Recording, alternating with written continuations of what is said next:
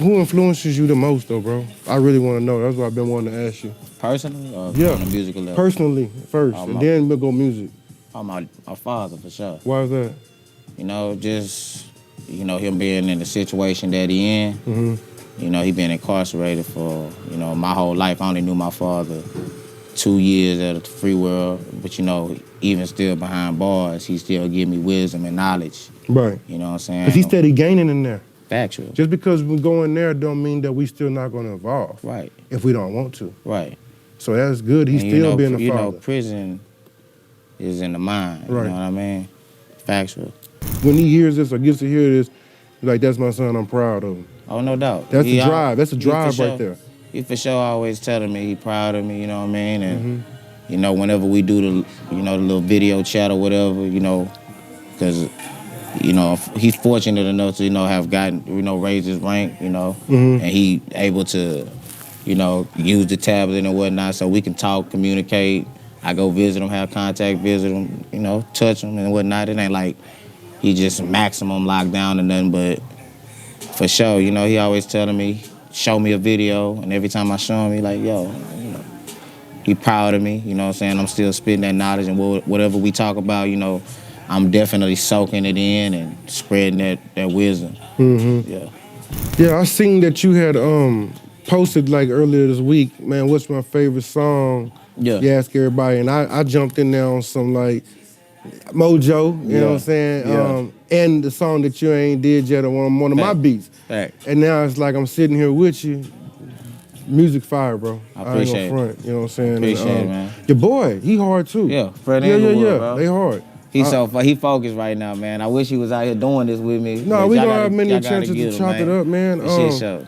Cause we be doing things, we probably have y'all come out fool with us too. No we doubt. got little movements and stuff too. But what's next though, like the EP?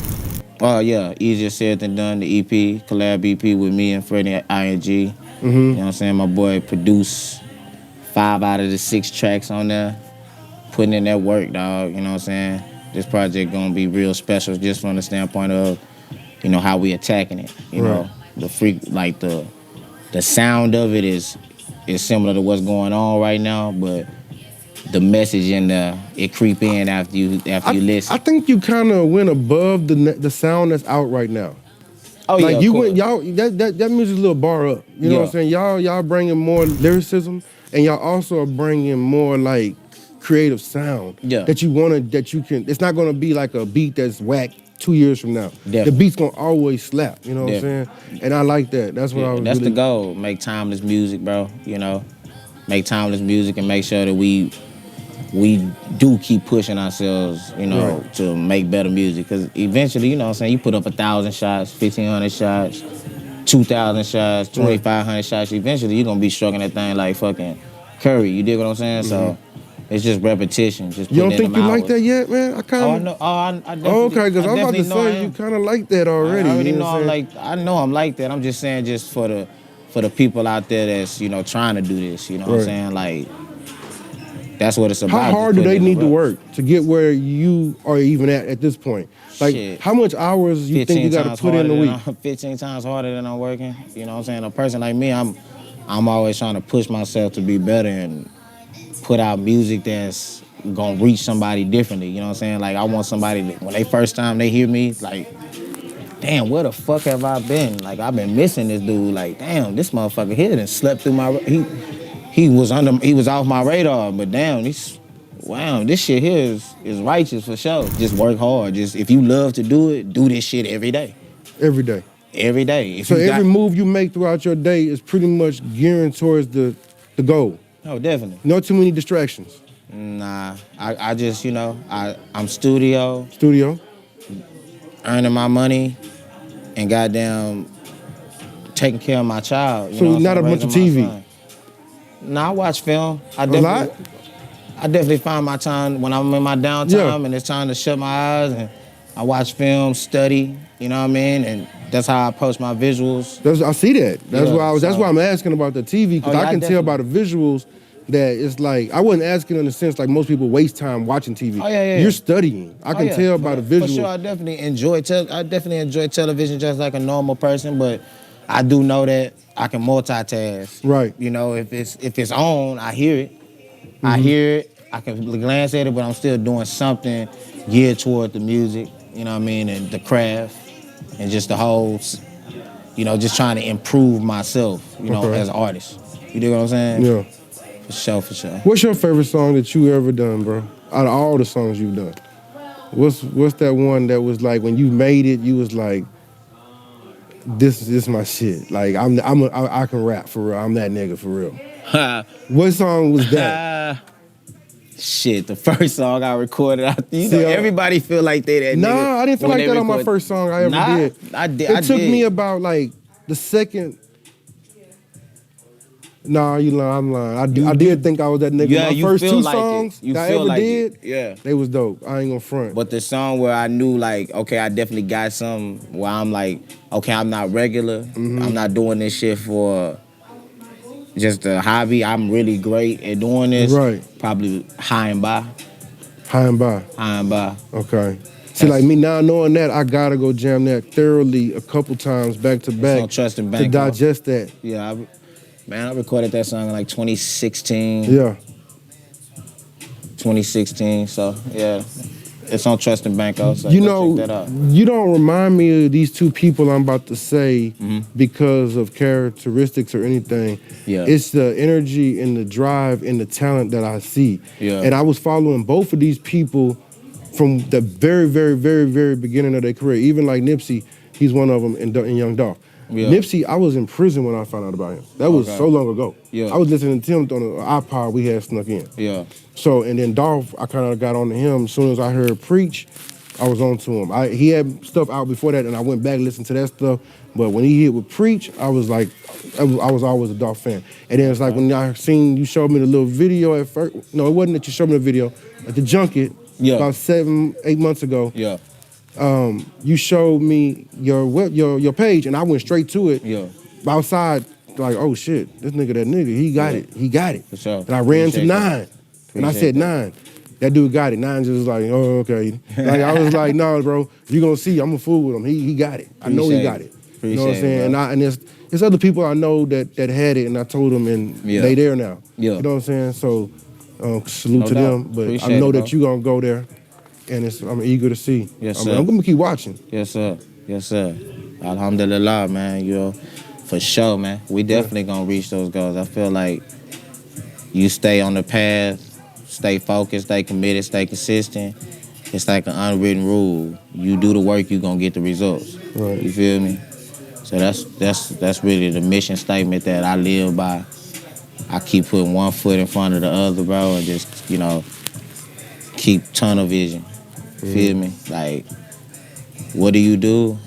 And I make art. You feel me? I'm an artist. I'm Rocky Banks. So how you learn the business, bro? Because you seem to understand it. By trial and error.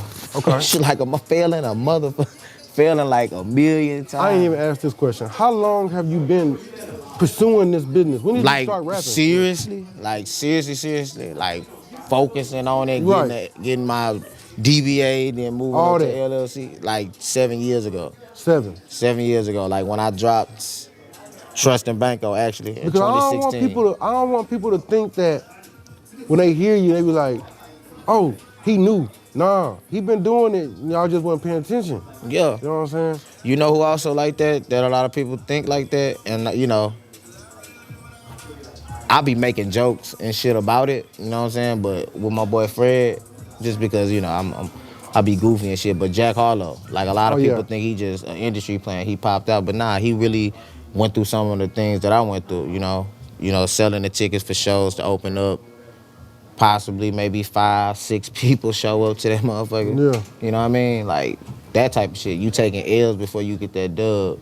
But when you pop out, it's like, damn, this motherfucker actually makes some dope music. Right. Damn, and then you put the right marketing behind it. The reason why Drake is because he was marketed. The reason why Drake can not really have a rollout, he can just kind of troll the internet, is because it's marketing dollars behind that. Mm-hmm. It's specific $300,000 is just for marketing. Sometimes that's a dude's entire deal. So you got to understand the leverage that he's created over the years. Drake been around for almost going on 2 decades now, right? 2 decades almost. So that was being marketed right. It's actually a video that's resurfaced about him saying the most important thing about this is marketing. Marketing yourself. You know, through marketing, you're going to understand eventually over time what your brand is. You have to create the brand so you can create the lane. You might see the lane and you're like, how can I get in that lane? You know what I'm saying? I can't go that fast. So then what you got to go do is build you a vehicle that can get in that lane. Facts. And then but most people don't know that they got to even build a vehicle. And to build a vehicle, of course, takes money, time, and energy, and resources, and learning something. You know what I'm saying? You can't just jump in that lane because you see somebody else in it. For sure. But it is I do feel like it's a foundation that everybody should follow, though. What's that? You know what I mean? Just as far, it's just different systems in different areas. What, you know how you start off at a job, you get hired, it's a 90-day period or probation period before you can request any PTO or not get any infractions, whether it's like, okay, what do we need you on this job for? You can't even make it past 90 days without getting an infraction. Exactly, a probationary period. So it's kind of like those are systems. It's kind of like across the board. You got to start somewhere.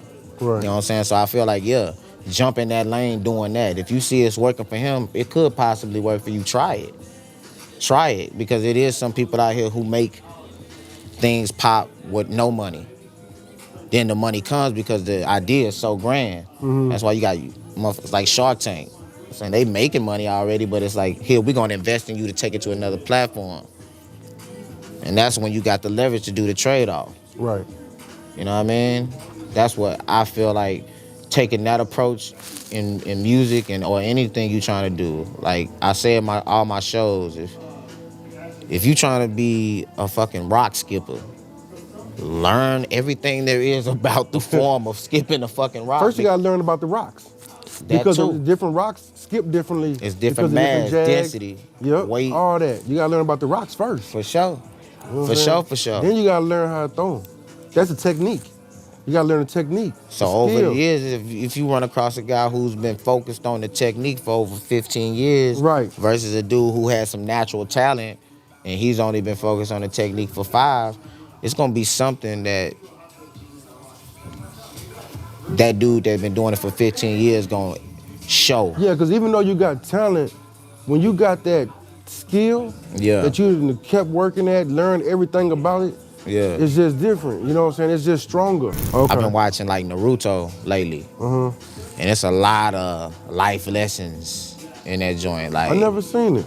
You should check it out. You know, it's got a lot of childish like quality about it, but it is a lot of life lessons in it. You feel me? Like you said, just technique. You got the Hokage. And that's kind of like what Uncensored Wisdom is about. Trying to just tell people like, hey, don't do this, do that. This is a better life for you this way. If you try to do this, try not to do this kind of shit. Try to do this type of stuff. Like, it's just really like a reminder of like, hey, let's not forget who we are as people. Yeah. You know what I'm saying? Like, hey, y'all doing too much. We're doing too much. Facts. Let's slow it down a little bit. It's too much being seen. It's too much being done. Kids are watching y'all. Yeah. Growing, the 20-year-olds are watching y'all. Yeah. Y'all are saying this, doing that. Y'all are being bad influences at this point. Yeah. You know what I'm saying? So like that's what Uncensored Wisdom is really about. Factual. Is a change. To hope to change. Even if it's just one person that hears and understands it, that's all that matters for real. If you can reach one person, you can reach 5. If you can reach 5, you can reach 10, and so on and so forth. And that's what this is about. Just developing yourself throughout the whole focus of building your craft too. Because the better you are as a person, the better your craft gonna be. What's in you gonna always come out. You know what I'm saying? Like, the reason why motherfuckers speak what they speak about in their music is because it's what's going on inside of them. They do things on purpose, other things that they shouldn't do, so that they'll have things to talk about. You get what I'm saying? What you mean, like they do extra shit, like like extra shit in their life. Like to keep content going. Yeah, to keep content going, they just be extra. Yeah, a lot of those guys are being told by their labels to do that. You know what I'm saying? A lot of them are saying, hey, you gotta start a beef to, boost your record sales, because that's what's been going. That's a part of their marketing now. You dig what I'm saying? That's what that's why I was saying, who you are is gonna become what your brand is. Right. So if you always out here talking about I got beef with this person, I'm drilling this person, I'm doing this, I'm doing that, you're gonna always attract that type of attention. You know what I'm saying? That's why I always try to move with, with grace, move righteous. But I'm always alert, I'm aware, I'm not naive at the same time. There is some people out here who might not be on the same frequency as me. But at the same time, hopefully I could change that person's mind about how they maneuvering throughout their day based off of seeing me. Because I might come from the same environment you come from, but I just chose a different path. Maybe I can influence you to say, hey, I'm gonna go tell my little homie that. I'm gonna go tell my little partner that it's a different way. But still understand your environment, but that's what wisdom is. It's a difference between wisdom and knowledge, you know what I'm saying? Right. Big difference. Big difference. And it's a difference between knowledge and applied knowledge. You know what I'm saying? I know a lot of niggas who know shit, but they don't ever do shit about what they know. They don't know how to apply it. Yeah. They just like soak up stuff. They like to be able to talk like they smart. So that's how they want it. That's the first level of, communication with other people. But then the same people that, a lot of smart people, like I know a lot of smart people. Facts. But they really You gotta know struggling. smart people. They struggling. Some of them be struggling in life because they don't actually do anything with their smarts. Because sometimes intelligence comes with a sense of entitlement. Or the person already had a sense of entitlement. They just so happen to be intelligent. Right. You know what I'm saying? So I feel like it's always a double-edged sword and everything. Like, whichever way, some probably wanted to become intelligent because they wanted all the attention on them, Break this down for me. What is your brand basically about? Self-improvement, mentally, spiritually, and physically.